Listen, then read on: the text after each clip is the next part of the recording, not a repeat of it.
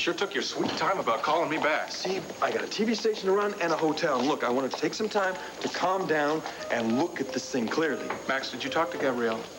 I'd call it more of a shouting match, actually. Well, I can imagine exactly what she said. She said you and I are ganging up against her to destroy her. That's pretty close. And she denied completely trying to smother me while I was in a coma. Absolutely, positively. Actually, she was quite upset that I would even suggest such a horrible thing. You believe her? No. Are you still going to testify against her in court? Steve, it's going to be real tough to name. Oh, damn it, Max. I knew you'd back out. Thanks a lot. I'm only trying to protect my son. He's right in the middle of this thing. If you bring her to trial, he's going to be hurt real bad by this, and it's going to follow him the rest of his life. Look, you know how much I love Al. But the fact is, Max, that his mother tried to kill me, and I'm not going to let her get away with that. And here comes the man who's going to help me nail her.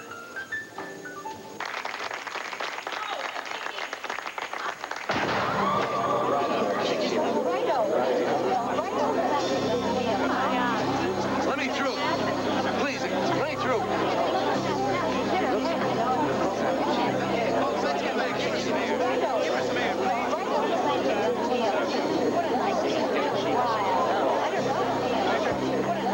Oh, Mrs. Corday, hi, how nice to see you. Wonderful of you to come back after your sudden departure before graduation. I was afraid I'd never see you again. I don't understand. So, what brings you back? I'm on spring break. Oh, are you enjoying college? Yes. Oh, I hope my favorite art student is considering majoring in the field. Mrs. Corday, I didn't leave school before graduation. I was valedictorian. No, dear, Susan Butler was. You left school very unpredictably, and I was as baffled by your disappearance as everyone else. Here's what to do when you don't find the rain. Mrs. Corday, of course I attended graduation. You presented me with the award for achievement in art for my painting of the riverbank, and I was ecstatic because I'd worked the whole semester to finish it. Don't you remember? You never finished the painting. You never finished the semester. Oh, this is your idea, isn't it? You're all playing some sort of practical joke on last year's seniors. It's not a joke, Vicky. You didn't finish school, Vicky. Of course I did. You two were juniors. The juniors had to present bouquets of flowers to the seniors as we marched out onto the auditorium stage for graduation, right? Jillian, you gave me mine. No, I didn't. There are only 30 people in your class, Vicky. There's no way I could have missed you. I don't understand this. I mean, I distinctly remember everything about my last semester. 2 months just before graduation was the final debating society competition, right? And the subject was the nuclear test ban treaty. And afterwards, there was a society awards dinner in the banquet room at the Crestview Hotel. And I was so excited when I won the award. Mary, you were the yearbook photographer. You were there. My sister won the debating award at the Commonwealth Rally.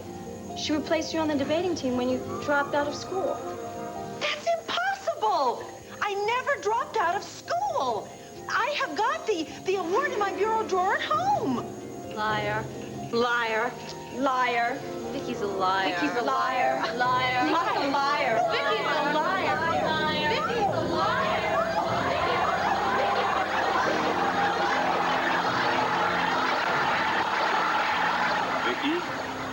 Vicky, do you hear me? It's not true. It's not true. Honey. It's not true. Vicky, honey, it's me, Clint. Oh, Clint. Oh, thank God. So you were convinced all along that Gabrielle was the one that disconnected my respirator in Arizona? I never could prove it. Your brother here wasn't much help to me. Well, as I recall, I was one of your suspects. I wasn't about to help you nail me. Well, it was either you or Gabrielle. And if you'd been more open and honest with me, I could have arrested her a long time ago. Now, wait a minute. I did not ask you to come to Landview to get on my brother's back. Now, I don't blame him for not wanting to think the worst about Gabrielle, so just lay off, will you? I'm sorry, Well, thank you, Steve. but I know a lot more about this case than I really want to. If you're referring to my relationship with Gabrielle, Steve knows all about it. That's something you neglected to mention on the phone? Well, it was the first thing I remembered when I came out of the hypnosis. So it's all out in the open then, huh? Yep, including Gabrielle's letter. What letter? Gabrielle forged a letter from Steve saying that if anything were to happen to him, he wanted us to be together. Do you have this letter? Well, I'm not sure. I may have thrown it away. Well, find it. It doesn't prove anything, Johnson. Will you look for it? It clearly establishes motive. Well, you don't need to wait for that to arrest her. I can't arrest her. Then what the hell are you doing here? What did you come here all the way from Arizona for? I came here to listen to your story and see if I could be of some help. What you remember is Gabrielle attempting to smother you. That happened here in Landview. It's out of my jurisdiction. No, I also told you I remember her trying to unplug my respirator in Arizona. But that memory is vague. You're better off trying to nail her for the Landview incident. Look, I would rather have her tried in Arizona. Yeah, so would I. We don't have a case. Tell you what I'll do. I'll call Rafe Garrettson and let him make the call. No, Steve and I can talk to Rafe. Thanks anyway. Okay. But if you get any flashes on what happened in Arizona, give me a call. I'll have extradition papers in 10 minutes. You bet I will. Thank you for everything. Well, I'm going to be staying at the Waterside Inn.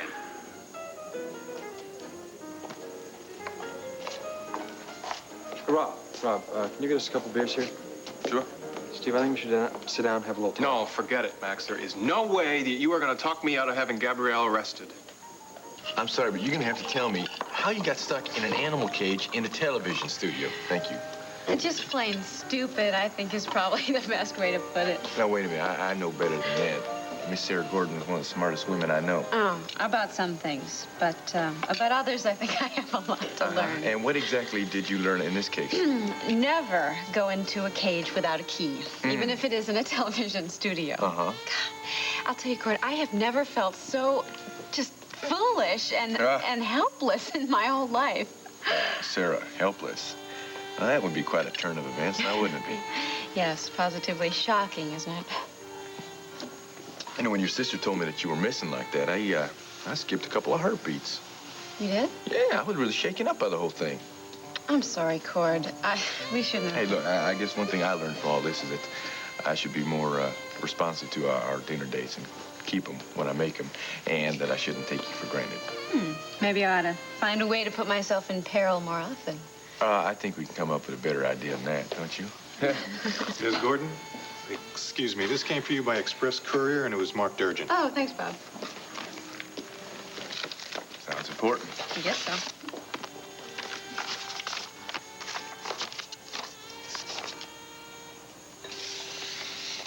It's from my father.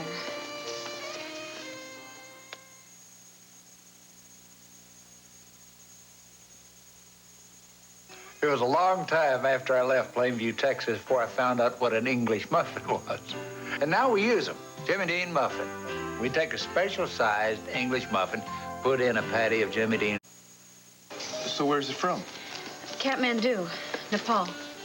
Nepal? What was he doing there? He went to climb K2. You talking about that big mountain out in the Himalayas? Yeah, the one and only. Actually, he was on a expedition with some scientists and some researchers. I'm sorry, I was under the impression that your daddy pushed papers for some governmental agency. Well, after he founded in Bairakere, he did push papers for a while, but once everything got organized, he gave the administrative chores to someone else, and he went off to scale the peaks and plumb the depths of the natural world. So you tell me that you're the daughter of this incredible adventurer? Yep.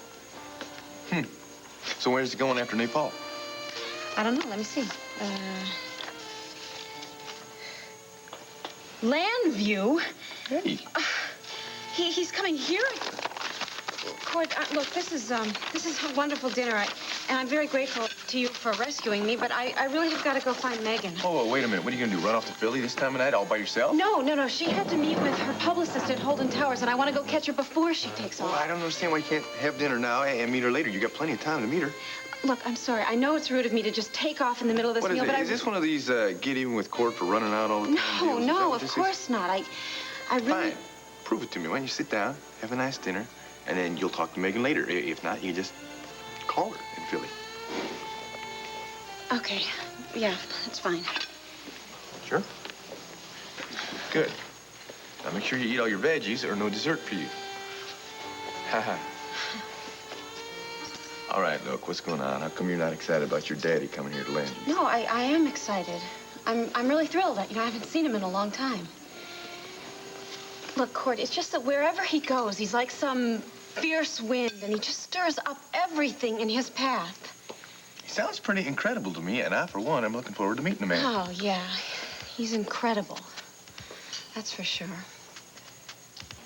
You told me that you believed that Gabrielle tried to kill me. That is not the point here, Steve. Yes, it is, Max. Gabrielle has got to pay for what she did. Look, if you think that this is some kind of revenge, Max, it's not. It's a simple matter of justice. If you commit a crime, then you pay the time. It's that simple. Steve, when you went into a coma, it sent Gabrielle into a tailspin. No one could give her a prognosis. You were in limbo, she was in limbo. Right, and that she thought that the best way to get us both out of it was to kill me and marry you. Great. I'm not trying to excuse what you did. I'm just saying that all you got going for you is a recall of her trying to smother you. Now, any good lawyer is going to subpoena your medical records, throw a dart at the drug list, and he's going to convince the jury that you were hallucinating. Max, if you can find that forged letter, that'll prove that she was in love with you and she wanted me out of the way. Steve, it will prove that she was a desperate and frightened woman who wanted to make sure if you died, and that was always a very definite possibility, that I would not feel guilty about loving her. You're bringing tears to my eyes. That's exactly Max. what the attorney is going to do. He's going to bring tears to the jury's eyes. They're going to know that she's lying. Okay, what if the lawyer convinces her to admit the truth? What then? He's going to say, ladies and gentlemen, here's a woman, a mother of a young child who is terrified that her husband will not recover. He could be in a coma for 20, 30 years. He may be in pain. No one knows. And she knows he would not want to live the rest of his life that way. So she takes matters into her own hands.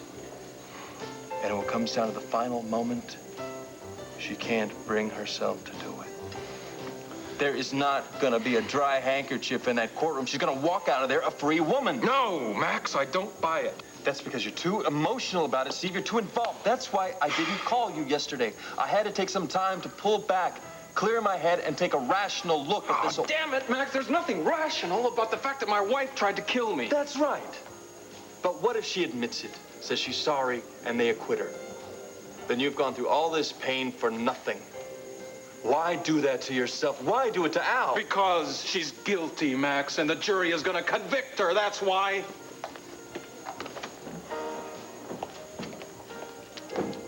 Did I cut my head? No, but you may have a little concussion. Oh. I'll get her home and put her right to bed. Yeah, listen, wake her up every couple of hours. If she has any dizziness or headache, you call me. I want to hear from you first thing in the morning. And you will. Okay, thanks, Larry. Let's go, sweetheart. Oh, no, I'm not going anywhere. I have to talk to Gretel. Honey, that woman is not playing with the full deck. Now, forget about it. No, how can I forget about her? She called me a liar in front of everybody here. I want to talk to her. I want to find out why. Vicky, John and Rob took Gretel out of here so you could finish your speech. Well, I sure hope she didn't go home. Larry, thank you very, very much for everything you did. Excuse me. I'll take care of Gretel, okay? Don't worry about it. Don't worry. Honey, your health is more important to me than you're trying to talk sense to some weirdo who obviously has an axe to grind. Well, I wish it were that simple, darling. It's not. Listen to me. You were the most popular girl in school. Gretel wasn't. You were asked to make a very important speech for your class's 25th reunion. Gretel wasn't. Now, she's jealous. You confront her, and she's just going to get more angry and resentful than she already is. She's going to turn on you. You're going to get yourself all upset all over again. Honey, when I was unconscious, I had this... I guess it was a dream. It was very strange. I was on my spring break from college, and I went back to school to visit, and I ran into some seniors and into Miss Corday. And they all told me that I never attended my graduation.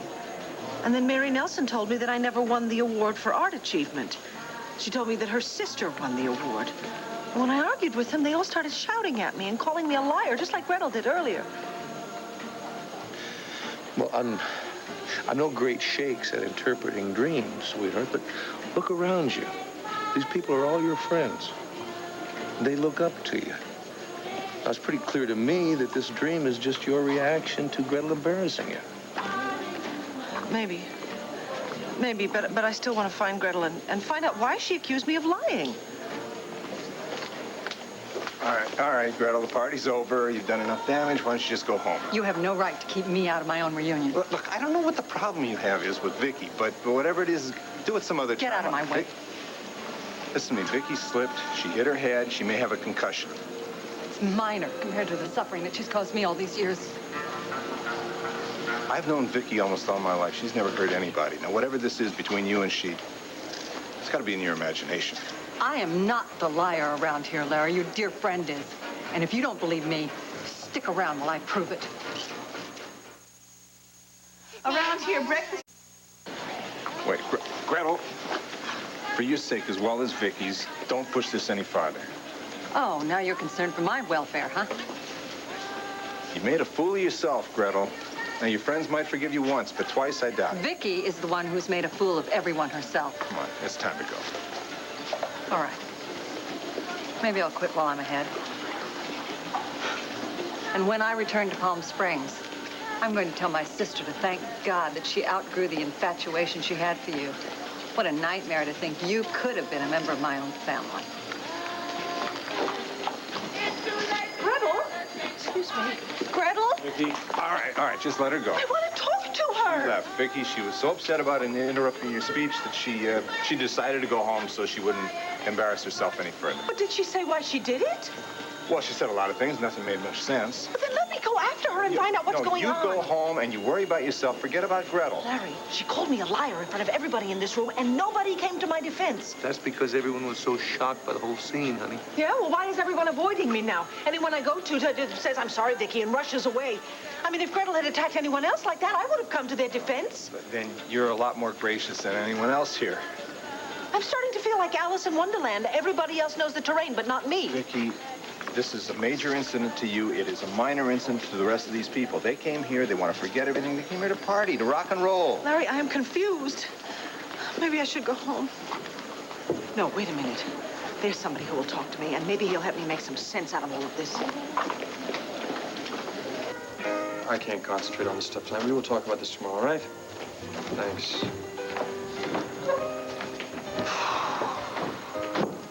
Hey, Brenda. I'm here to meet Steve. I guess he hasn't arrived yet, has he? He was here, and now he's gone. Oh, I hope you two didn't. We declared an uneasy truce. Well, that's a beginning, Max. Don't expect it to last too long, especially if he's gone down to the station house to charge Gabrielle with attempted murder, which I suspect he's doing right now. You don't think she's guilty? I don't think there's a chance in hell that a jury's going to convict her. Oh, so you think that he should just forget about this and act like nothing's happened? Brenda, the good guys do not always win. I think Steve has to admit that. Gabrielle's going to get off in this case and save himself a lot of pain in the long run. I think you're the one who could have saved him a lot of pain in the long run. I'm sorry about that. That was a cheap shot. I'm very sorry. I admit I betrayed him. I wish I could take that back, but I can't. I wish Steve would forgive me, but I doubt he ever will. Those are the facts of life, Brenda, and those are things we are going to have to learn to live with.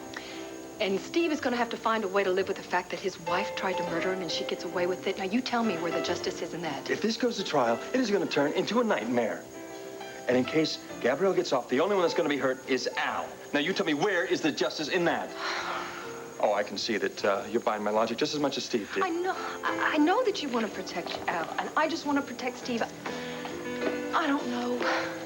I've never been in a situation where somebody I love has betrayed me like that.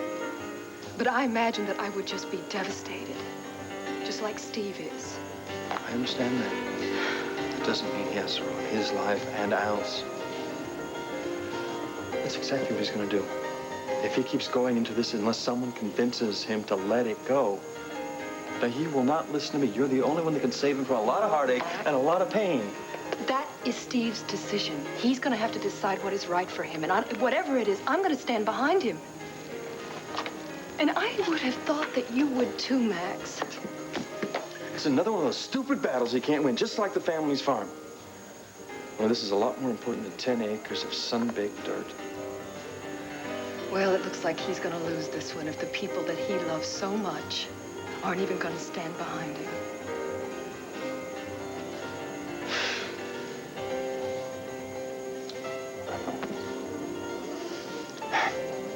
You can count on me. good. He's awful lucky to have you in his corner, that's all I can say. Listen, when he comes back here, you tell him I'm going to come back too, okay? Okay. I'll see ya. Great.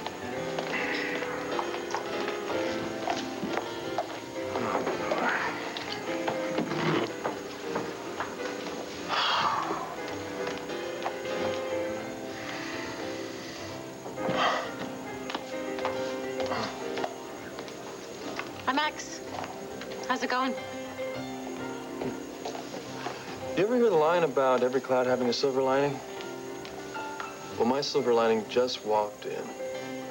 The buyer at Logan's said that women are looking for a very simple suit this year, something they can wear for their business and then dress it up for the evenings with accessories. So if you like any of these sketches, we'll take them and show them to her tomorrow morning. Tomorrow, Gabrielle, I'm sorry, but tomorrow is Rafe's first day off in a number of weeks, and we promised Sammy we'd take her for a drive in the country. Excuse me, ladies. My blue ribbon 3-alarm specialty is now ready for your enjoyment and applause. Oh. So if you just follow me this way, I'll provide you with an Epicurean feast that will dazzle and delight anybody who's willing to give it a try. You made chili? Yeah, you bet. 4 hours of slaving over a hot stove is a small price to pay for a smile on this beautiful face. Oh, honey. Is Sammy asleep?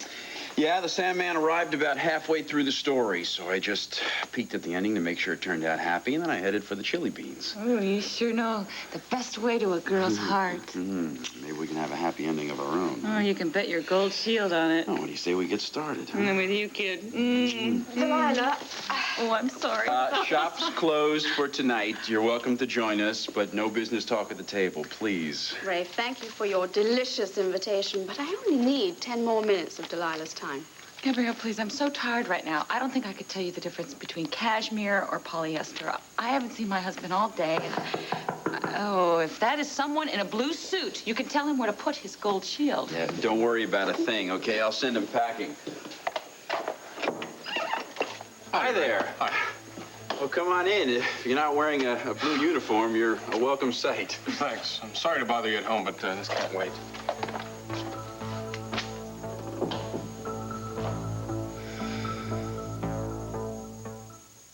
Totally outrageous good. With Chef Boyardee Pizza Mix, everyone's the chef. It's good. What are you doing here? We decided to communicate through our lawyers, and that's exactly what I intend to do. Well, I'm sorry to burst your bubble. I'm not here to see you. I'm here to talk to Rafe about business. I know exactly what you're up to. Gabrielle, Steve, please. I know you guys are having problems, and I'm sorry about that. You're both friends of ours, and I hope you resolve your differences, but I would appreciate it if you don't do it here. Listen, can't you make a truce just for tonight? Sit down and have some dinner with us. I don't really want to be in the same country with this man, let alone sit down at the same table with him. Rafe, I really did come here to see you. Can we go in the other room and talk? Look, I don't want to be caught in the middle of this. It's not about the divorce. Okay, let's go to the kitchen. Come on. Steve, you can't be serious about this. You bet I am, lady. What about Al? You were furious when I wouldn't let you see him. You started professing your love and devotion to him. I love little Al, and I'm sorry that he has to be in the middle of all this. But to hell with him as long as you get your revenge. God, what kind of man are you? You have used that child for the last time. I have never used Al. Oh, the fact that he's Max's son certainly was a big advantage, That's wasn't enough! Steve, you don't have to do it this way. We can find another way to resolve this. This is the only choice I have. End of discussion. Gabrielle, wait a minute. Where are you going? Now, you can't leave like this. You're upset. Just wait. Help. All right, Steve. What are you trying to do to Al? I'm sorry, Delilah. I don't mean to hurt Al, but I cannot let her get away with what she's done. What? That she's suing you for alimony? No. Rafe, I want you to arrest Gabrielle. She's the one that tried to kill me. When you're done with your PR, man, what do you say to a little late-night supper to help make up for the other night at Angel Burger? Makeup implies it was a disaster. Well, it wasn't exactly the romantic evening you had dressed for. No, but it was fun. Especially when that clown squirted that green slime all over your face. Oh, yeah, definitely the high point of my evening. I thought you were a very good sport. I was impressed. Well, do you think a little candlelight dinner at midnight would impress you? It would. But I have a better idea. Oh, wait, Angelsburger closes at 10. Actually, I was thinking about a rain check until tomorrow. I have some personal appearances to do at some malls in New Jersey. Want to tag along? Make a day of it? New Jersey? I think I'll pass, and besides, I'm up to my ears in a little family crisis right now. Oh, is there something the matter with your son? No, he's fine, actually. It's, my brother. He's about to make the worst mistake of his life. Oh, and I gather he doesn't think so. You got it. How do you keep someone... Oh, never mind. I don't want to press you too. Without even knowing the details, Max, I can tell you that I've been there before. Lots of times. With Sarah. Oh, yeah? Surprised? Mm-hmm. You thought I was the pig-headed, strong-willed Gordon sister, right? Well... Wrong. Sarah wins hands down. Sweet little Sarah? Sweet little Sarah. Behind that little innocent charm beats the heart of a woman that has known since nursery school exactly what she wants, what to get from people, and how to get it. The maddening thing about it is that she always does, by bringing out the best in them. You're not exactly a shrinking violet yourself. If the truth be known, I'm selfish. No. Yes, it's true. Nobody's perfect, not even me. It's a trauma I had to live with early in life, but I learned to cope with it. Oh, thank goodness.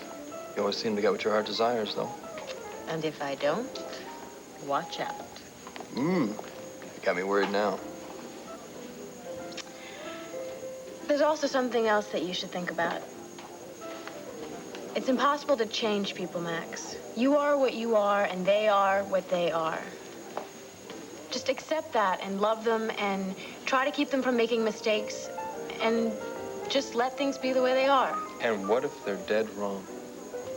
Well, then give them your advice and back off. It's hard to do, for sure, but it saves a lot of emotional trauma. I don't know. I don't know if I can just sit there and let my brother hurt himself. If your brother is set on a course that he's determined to follow, if you keep pushing him, he's going to end up resenting you, Max. He already does. Okay, well then all the more reason to back away, or you'll never regain his trust. Believe me, that is a minefield that I have walked through several times, without even realizing the danger before it was almost too late. I happen to have gotten very lucky, but I could have lost Sarah. And I never could have lived with that.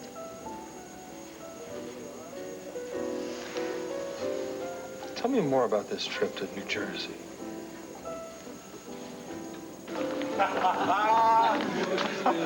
Matthew.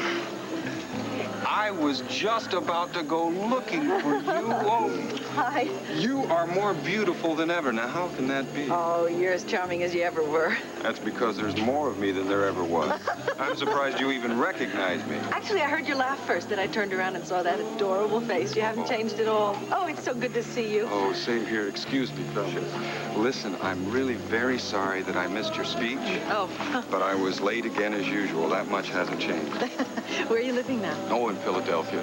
I've got my own business, so I don't have to punch a time card. Oh, I bet it's successful, too. Yeah, it is now called Harper & Sons. My oldest graduated from Penn State and joined me, and my second one has come along after graduating from Yale. Oh, you must be so proud of them. Yeah. Along with the other four, my two little girls. 8 children? Yeah, you might say I'm overreacting from being an only child. Who did you marry? Sissy Foster. You're kidding. Is she here? Yeah, she's in a corner somewhere yakking it up with her girlfriends, I'm sure. I am so delighted that your life turned out so well. Oh, thanks. Listen, I heard about your first husband passing away. Very simple. Thank you. He was a wonderful man, and we had 2 very fine sons, but I was very lucky. I found another wonderful husband, and we have a daughter. That's terrific. Listen, do you still live at Landfair? Oh, yes, absolutely. And in fact, the front gate still has the dent that you put in it with your '54 convertible. Do you remember ducking out of school and driving into Philly? We were going to be on the bandstand, and right when we got to the front of the line, they said, "That's all, folks." I know, but we still had a good time. We had a ball. You know, I often wonder how things would have turned out if you had kept our last date. What do you mean? Our last date was the prom. We had a fabulous time. Vicky, you didn't go with me to the prom. You stood me up. What are you doing? No! Edie. Come on. Matthew, of course I did. prom with you. Good heavens, I even remember when you asked me. You invited me in March. We were on a date. We went to the Landview Prep basketball game, and I was delighted because I liked you so much. Well, I was crazy about you, but I was devastated when you just disappeared without even saying goodbye. Disappeared? Right. You just suddenly quit school. You know, I call land fair every day, and the butler tells me you're out of town and you weren't expected back. That was one of the toughest times in my life. If this is some sort of a joke, Matthew. No, it's not. Look, I remember everything about the prom. I mean, the theme of the prom was Gone with the Wind, right? Right. The gym was decorated with hundreds of dogwoods and azaleas, and the boys from the prep built the front of an antebellum house. They put 4 columns down at the end of the gym. Yeah. And when the seniors were presented, we marched over an arched bridge. And right after the presentation, you spilled cranberry juice on my dress, and you were so upset you could hardly talk. And I kept telling you it was all right, and you were insisting that you had ruined the evening for me. Well, you're right about the theme and the decoration, Yeah. but the rest of it, Vicky, that never happened. Well, I didn't dream it. Well, when I couldn't reach you and you never returned my calls, I asked Sissy to go to the prom. You escorted me. You know, you probably went to so many dances while you were in college that you were just getting them all mixed up in your mind. I mean, what was it, 25 years ago? No, I remember it all as if it happened yesterday. Hey, what's the problem? Now Matthew's calling me a liar. Vicky, I did not. Listen, all I was saying that you just got your memories a little mixed up. I'm really very sorry about this. I've always adored Vicky, and I wouldn't want to do anything to hurt her or upset her. Oh, really? Except deny that you took me to the prom? Hey, I went to the prom with Sissy, I swear. I was hoping you'd come back for graduation so we could go out again, but you never showed up for that either. This is incredible. I don't believe this is happening. Let's go. No. I'm sorry. No. Let's get out of here, okay? I feel like I'm in the middle of some kind of a nightmare. Matthew just said to me exactly what those girls in the dream said to me. And I don't want to get out of here before I have some answers. Honey, you're wasting your time if you're going to try talking to that fella. I know. No, I'm going to go and talk to Miss Corday because she presented me with the award for art achievement at the graduation, and which I am positive that I attended, despite what Matthew and Gretel believe. Have you ever driven through the New Jersey Pine Barrens? No, I can't say as I have. This will be a definite first. Am I going to like this? Oh, absolutely. And it could be quite exciting, too. Somehow I don't find a bunch of pine trees very exciting. It's what could appear among the pine trees. Ooh, you've aroused my suspicion. Tell me. The New Jersey Devil. There's a hockey team practicing in the woods. No, Max, the devil. The mythical creature that was born in 1735. He's a little old to be running around the woods, isn't he? He's ageless. How did he get to New Jersey? Exit 9? He was born there.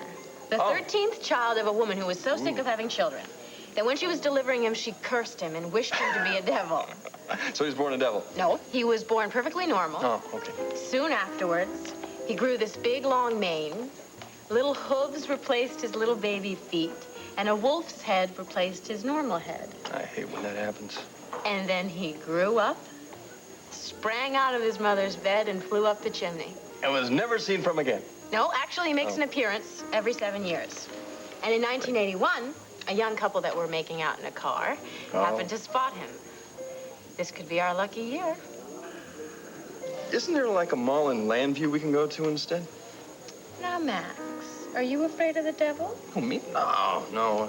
Actually, I think a little encounter with a Jersey devil might help take my mind off my problems with my brother.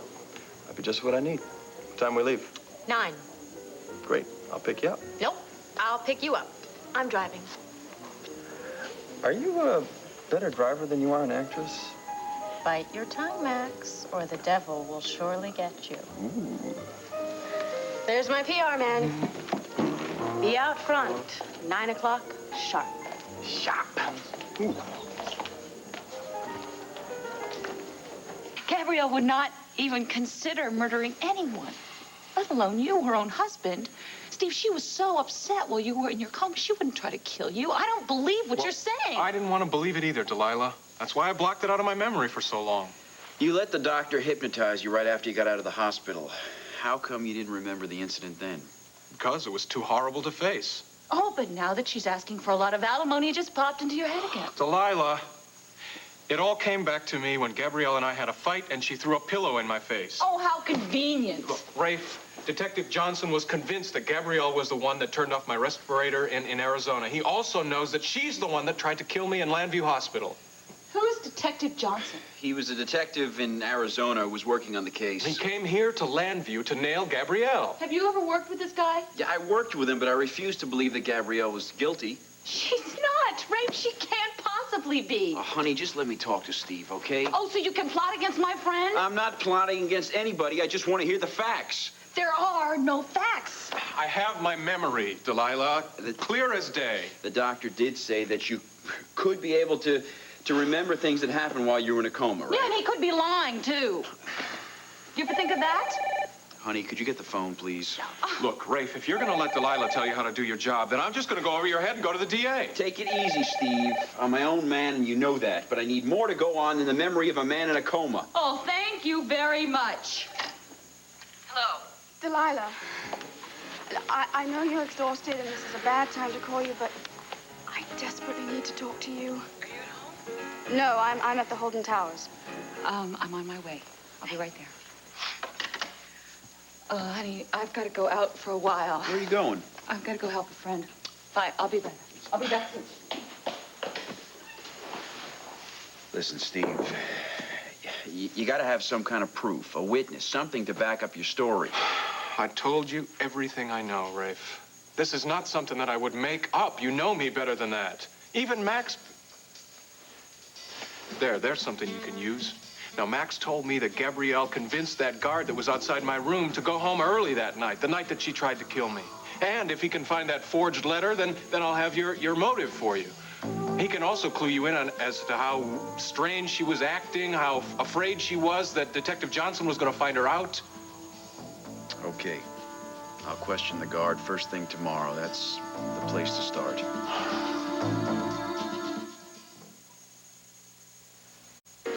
Way to go, Dad. He's been wanting to conquer the Himalayas for years. I'm so glad he finally did it. I'm just glad he's alive. God, that must have been exhilarating.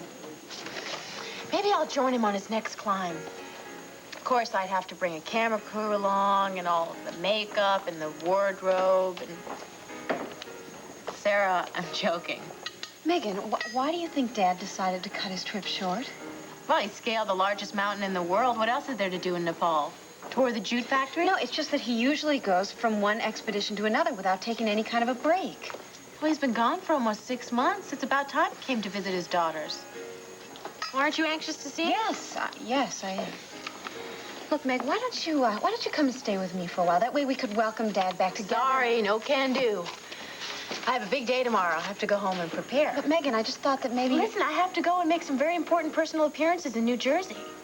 Besides, I convinced Max to come along with me. Nice, huh? Yes, that's terrific. When are you coming back? Oh, that's hard to say. Never know what could happen to a man and a woman when they run out of gas on a lonely road. I know the reason Steve came to see Rafe. Delilah, he wants to put me in jail for murder. What am I going to do? Gabrielle, Rafe is not going to believe what Steve is telling him. But Steve isn't going to give up until he does. My God, I can't believe that I spent so many hours beside Steve's bed just praying and praying that he'd hold on, that he'd fight for his life and come back to me and Al. It must have been so hard for you. Does he hate me this much? I don't know why he's doing all of this. The only thing I can think of is that something did happen to his mind when he was in a coma. I can't think of anything else. Gabrielle, there is no way that Steve will ever convince me that you tried to kill him. And I'm sure that Herb Callison will not agree to prosecute either. If Rafe and that Detective Johnson team up with Steve against me, Herb won't stand a chance. Well, if that happens, then we'll get you a great attorney, and you will fight him with everything you've got. The problem is all I've got is my word. It's gonna work out, Gabrielle. Please have patience. I don't know. Come on.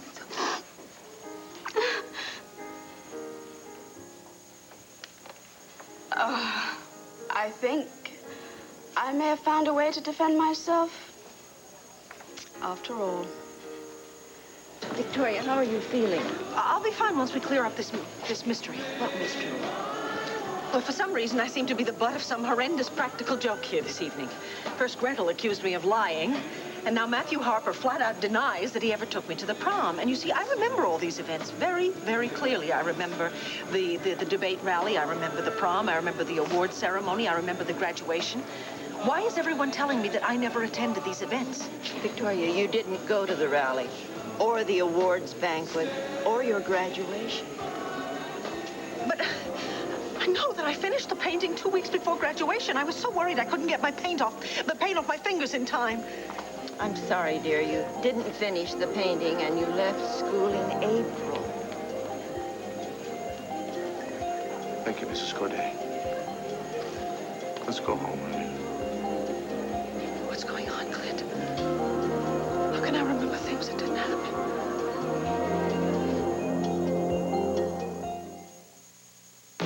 There's something new from Fisher-Price, and kids can't wait to